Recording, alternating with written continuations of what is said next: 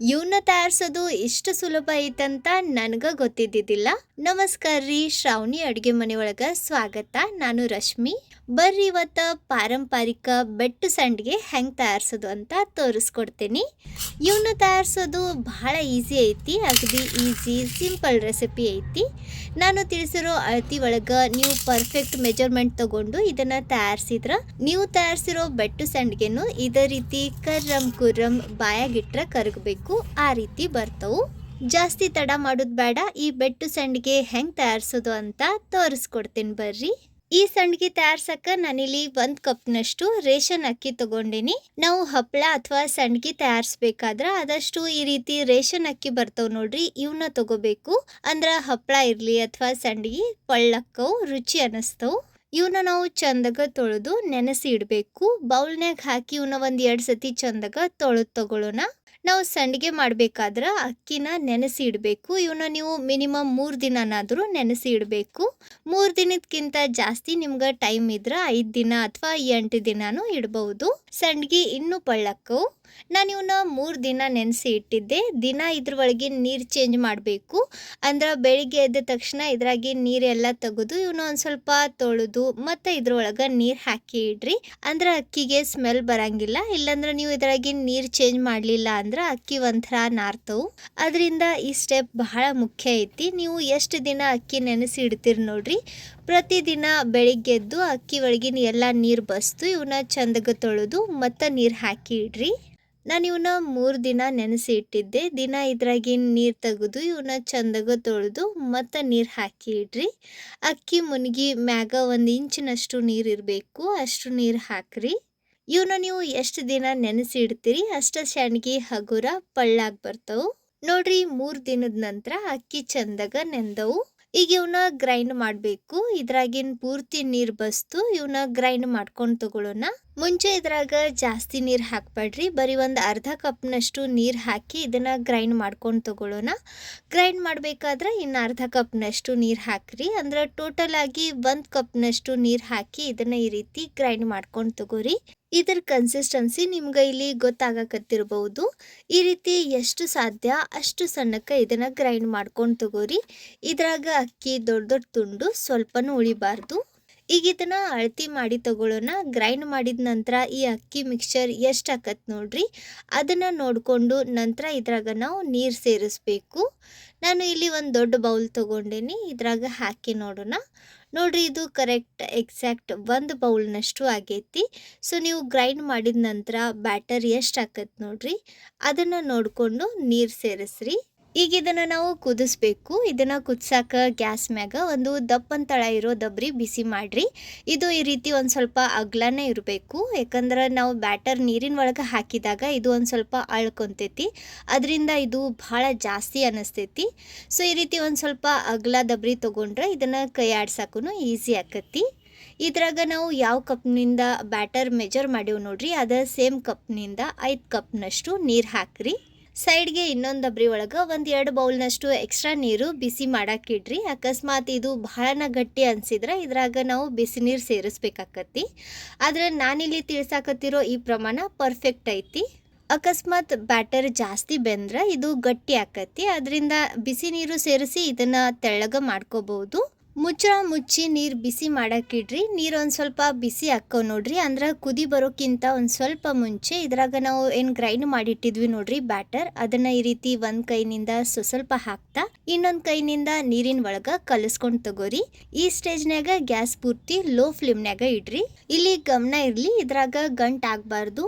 ಅಕಸ್ಮಾತ್ ನೀರಿಗೆ ಕುದಿ ಬಂದ ನಂತರ ನೀವು ಇದ್ರಾಗ ಬ್ಯಾಟರ್ ಹಾಕಕ್ಕೆ ಹೋದ್ರೆ ಇದ್ರಾಗ ಗಂಟ್ ಹಾಕವು. ಅದರಿಂದ ನೀರು ಕುದಿ ಬರೋಕ್ಕಿಂತ ಒಂದು ಸ್ವಲ್ಪ ಮುಂಚೆ ಇದ್ರಾಗ ನಾವು ತಯಾರಿಸಿರೋ ಈ ಬ್ಯಾಟರ್ ಹಾಕಿ ಕಲಿಸ್ಕೊಂಡು ತಗೋರಿ. ಈಗ ಇದ್ರಾಗ ರುಚಿಗೆ ತಕ್ಕಷ್ಟು ಉಪ್ಪು ಹಾಕೋಣ. ನಾನಿಲ್ಲಿ 1.5 ಚಮಚೆ ಅಷ್ಟು ಉಪ್ಪು ಹಾಕಾಕತ್ತೇನಿ. ಉಪ್ಪು ನೋಡ್ಕೊಂಡು ಹಾಕ್ರಿ, ಯಾಕಂದ್ರೆ ಬ್ಯಾಟರ್ ಒಳಗೆ ನಾವು ಭಾಳಷ್ಟು ನೀರು ಹಾಕೇವಿ.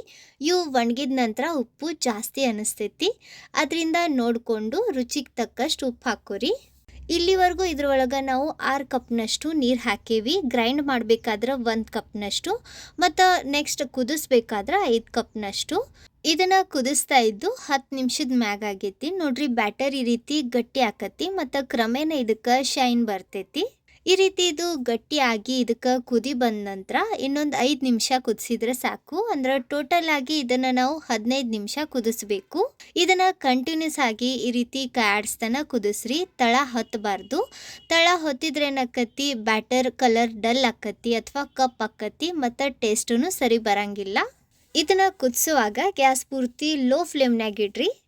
ಲೋ ಫ್ಲೇಮ್ನಾಗ ಇಟ್ಟು ಇದನ್ನ ಈ ರೀತಿ 15 ನಿಮಿಷ ಕುದಿಸ್ಕೊಂಡ್ಮ್ಯಾಗ ಬ್ಯಾಟರ್ ರೆಡಿ ಐತಿ. ಇದನ್ನ ಹೆಂಗೆ ಚೆಕ್ ಮಾಡೋದು ಅಂದ್ರೆ ಲಾಸ್ಟ್ ಡ್ರಾಪ್ ನೋಡ್ರಿ, ಬೀಳ್ಬೇಕಾದ್ರೆ ಈ ರೀತಿ ಇದು ಜೆಲಿ ಹಂಗೆ ಆಕತಿ ಮತ್ತು ಬ್ಯಾಟರ್ಗೆ ಮಸ್ತ್ ಶೈನ್ ಬರ್ತೈತಿ. ಈ ರೀತಿ ಆದ್ರೆ ನಮ್ಮ ಬ್ಯಾಟರ್ ರೆಡಿ ಐತೆ ಅಂತ ಅರ್ಥ. ಇದನ್ನ ಕೆಳಗಿಳ್ವಿ ಒಂದು ಸ್ವಲ್ಪ ಆರಕ್ಕೆ ಬಿಡೋಣ. ಇದನ್ನ ಪೂರ್ತಿ ಆರಿಸ್ಬಾರ್ದು, ಇಲ್ಲಾಂದ್ರೆ ಇದು ಹೆಂಗೆ ಆರ್ತೈತಿ ನೋಡ್ರಿ, ಹಂಗೆ ಗಟ್ಟಿ ಆಗ್ತಾ ಬರ್ತೈತಿ. ಅದರಿಂದ ಇದು ಉಗುರು ಬೆಚ್ಚಗೆ ಇರುವಾಗನ ಇದರಿಂದ ಸಂಡ್ಗಿ ಹಾಕಕ್ಕೆ ಚಾಲು ಮಾಡಿಬಿಡ್ಬೇಕು. ಈಗ ಇದ್ರಾಗಿನ ಸ್ವಲ್ಪ ಬ್ಯಾಟರ್ ಈ 2 ಬೌಲ್ನಾಗ ಹಾಕಿ ತಗೊಳ್ಳೋಣ. ಯಾಕಂದ್ರೆ ಇದ್ರಾಗ ನಾನು ಕಲರ್ ಮಿಕ್ಸ್ ಮಾಡಿ ಇವನ್ನ ತಯಾರಿಸಕತ್ತೀನಿ. ನೀವು ಬೇಕಂದ್ರೆ ಇವನ್ನ ಹಿಂಗೆ ಪ್ಲೇನ್ ಆಗಿ ವೈಟ್ ಕಲರ್ ಒಳಗನ ತಯಾರಿಸ್ಬೋದು. ನೋಡ್ರಿ, ಇಲ್ಲಿ ನಾನು ಒಂದು ಬೌಲ್ ಒಳಗೆ ಯೆಲ್ಲೋ ಫುಡ್ ಕಲರ್ ಹಾಕಿ ಈ ರೀತಿ ಯೆಲ್ಲೋ ಕಲರ್ ಬ್ಯಾಟರ್ ರೆಡಿ ಮಾಡ್ಕೊಂಡು ತಗೊಂಡೇನಿ. ಈಗ ಇನ್ನೊಂದು ಬೌಲ್ ಐತೆ ನೋಡ್ರಿ, ಇದ್ರಾಗ ನಾನು ರೆಡ್ ಫುಡ್ ಕಲರ್ ಹಾಕಕತ್ತೀನಿ. ಸೊ ನೋಡ್ರಿ, ಇಲ್ಲಿ ನಮ್ಮ ಕಡೆ 3 ಕಲರ್ ರೆಡಿ ಅದಾವು. ಈಗ ಬರ್ರಿ ಸ್ಯಾಂಡ್ಗೆ ಹಾಕೋಣ. ಸ್ಯಾಂಡ್ಗೆ ಹಾಕಕ್ಕೆ ನೀವು ಇವನ್ನ ಪ್ಲಾಸ್ಟಿಕ್ ಶೀಟ್ ಮ್ಯಾಗ ಹಾಕ್ಬೋದು, ಅಥವಾ ಇಲ್ಲ ಅಂದ್ರೆ ಈ ರೀತಿ ಒಂದು ಅರ್ಬಿನ ಹಸಿ ಮಾಡಿ ಅದ್ರ ಮ್ಯಾಗ ಹಾಕ್ರಿ.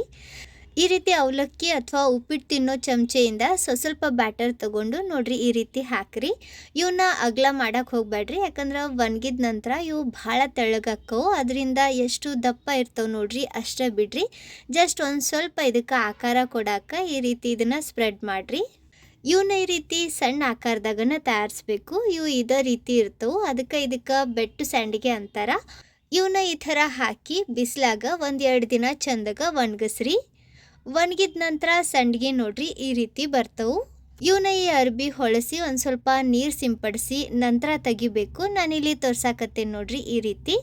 ಹಿಂದೆ ಇದನ್ನು ಹೊಳಸಿ ನೀರು ಸಿಂಪಡಿಸ್ರಿ, ಆಮ್ಯಾಗ ಇವು ಈ ರೀತಿ ಈಸಿಯಾಗಿ ಬರ್ತವೆ.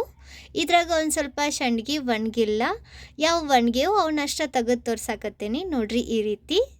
ಇವನ್ನ ಹಿಂಗೆ ತೆಗೆದ ನಂತರ ಪರಾತ್ದಾಗ ಹಾಕಿ ಒಂದು ಅರ್ಧ ಗಂಟೆ ಬಿಸಿಲಿಗೆ ಇಡ್ರಿ, ಅಂದರೆ ಇವು ಪೂರ್ತಿ ಚೊಕ್ ಒಣಗ್ತವೆ. ನಾನು ಇದೇ ರೀತಿ ಎಲ್ಲ ಸಂಡ್ಗೆ ರೆಡಿ ಮಾಡ್ಕೊಂಡು ತೊಗೊಂಡೇನಿ. ಇವು ಚಂದಾಗ ಒಣಗ್ಯವು. ಈ ರೀತಿ ಇವನ್ನ ಒಣಗಿಸಿ ಏರ್ ಟೈಟ್ ಕಂಟೈನರ್ ಒಳಗೆ ಸ್ಟೋರ್ ಮಾಡಿ ಇಟ್ರೆ ಇವು ವರ್ಷಾನ್ಗಟ್ಲೆ ತಡಿತವು, ಕೆಡಂಗಿಲ್ಲ. ಈಗ ಬರ್ರಿ ಇವನ್ನ ಫ್ರೈ ಮಾಡಿನೂ ನೋಡೋಣ. ಮುಂಚೆ ವೈಟ್ ಸಂಡ್ಗೆ ಫ್ರೈ ಮಾಡೋಣ. ಸೂಪರ್ ನೋಡ್ರಿ, ಇವನ್ನ ಎಣ್ಣೆಗೆ ಹಾಕಿದ ತಕ್ಷಣ ಹೂ ಅಳ್ತೈತಲ್ಲ ಅದೇ ರೀತಿ ಅಳ್ತವು. ಸಣ್ಣ ಆಕಾರ ಇರೋದ್ರಿಂದ ಇವನ್ನ ಕರಿಯಾಕ ಜಾಸ್ತಿ ಎಣ್ಣೆನೂ ಬೇಕಾಗಂಗಿಲ್ಲ. ಒಂದು ಸ್ವಲ್ಪ ಎಣ್ಣೆ ಒಳಗೆ ಇವನ್ನ ನೀವು ಕರಿಬಹುದು. ಇದೇ ರೀತಿ ಉಳಿದಿದ್ದ ಕಲರ್ ಶಾಂಡ್ಗಿನೂ ಫ್ರೈ ಮಾಡಿ ತೋರಿಸ್ತೀನಿ. ಇವನ್ನ ಈ ರೀತಿ ಪ್ಲೇನ್ ಆಗಿ ಅಂದ್ರೆ ಬರೀ ಉಪ್ಪು ಹಾಕಿ ಅಷ್ಟೇ ತಯಾರಿಸ್ತಾರ.